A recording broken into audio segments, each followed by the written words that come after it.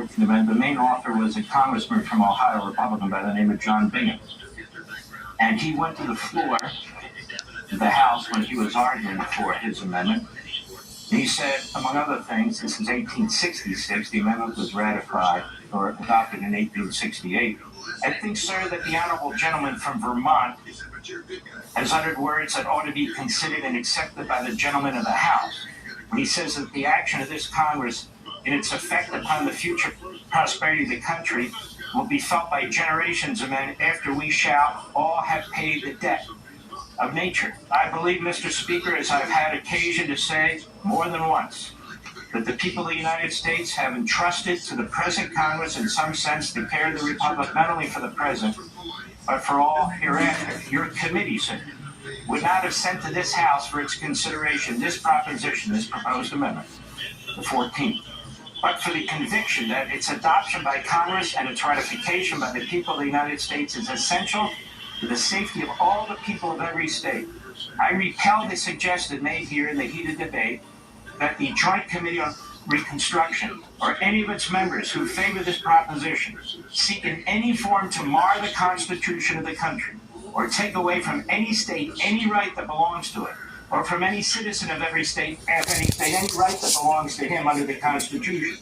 The proposition pending before the House is simply a proposition to arm the Congress of the United States by the consent of the people of the United States through the ratification process with the power to enforce the Bill of Rights as it stands in the Constitution today.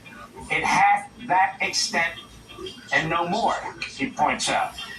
He says, gentlemen, admit the force of the provisions of the Bill of Rights that the citizens of the United States shall be entitled to all privileges and immunities of citizens of the United States and the several states, and that no person, none, shall be deprived of life, liberty, or property without due process of the law. But they say, we are opposed to its enforcement by act of Congress under an amended Constitution as proposed. That's the sum and substance of all the argument we have heard on this subject. Why are the gentlemen opposed to the enforcement of the Bill of Rights as proposed? Because they aver it would interfere with the reserved rights of the states? Who ever before heard that any state had to reserve to itself the right, under the Constitution of the United States, to withhold from any citizen of the United States within its limits, under any pretext whatever, any of the privileges of a citizen of the United States, or to impose upon him, no matter from what state he may have come, any burden contrary to that provision of the Constitution, which declares that the citizen shall be entitled in the several states to all the immunities of a citizen of the United States.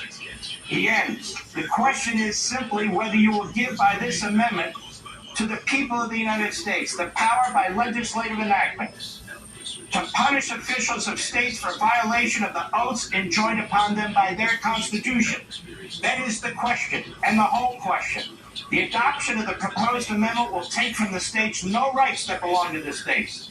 They elect their legislature. They enact their laws for the punishment of crimes against life, liberty, or property. But in the event of the adoption of this amendment, if they conspire together to enact laws refusing equal protection to life, liberty, or property, that Congress is thereby vested with the power to hold them to answer before the bar of the national courts for the violation of their oaths and the rights of their fellow man.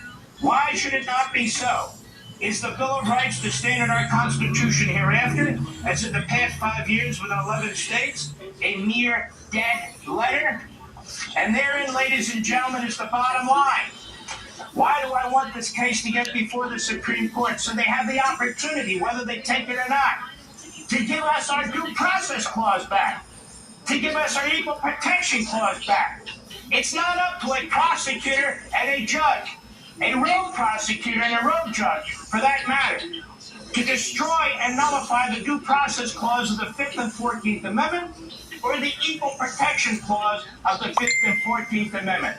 And with the same Democrat Party that rejected the Constitution, the same Democrat Party that fought the due process clause, that fought the equal protection clause, the same Democrat Party that after the Civil War, despite the 5th Amendment, despite the Civil War Amendment, the 14th Amendment, still supported segregation, still supported eugenics, still supported and back Jim Crow. And nobody's a better illustration of that than Joe Biden. Now they do it for different reasons, and they do it in a different way. But it doesn't change who they are and what they are. They hate the Constitution, as they must, as they adopt an increasingly aggressive Marxist ideology. And this party is an autocratic party. An autocratic party. It doesn't care how it gets power. What was done to Donald Trump in that courtroom, in addition to everything you heard, is an attempt to nullify the federal Constitution, due process, equal protection. That's what took place. The Democrat Party is the new Confederacy. That's right. It was the old Confederacy, now it's the new Confederacy. Reverse federalism, where a judge and a prosecutor steal the jurisdictional power of the federal government and all that implies, the Constitution, federal election laws, and these entire processes. That is reverse federalism, that is nullification, that is the new Confederacy. That's what Joe Biden, the old Confederate, and that's what his Marxist supporters now support.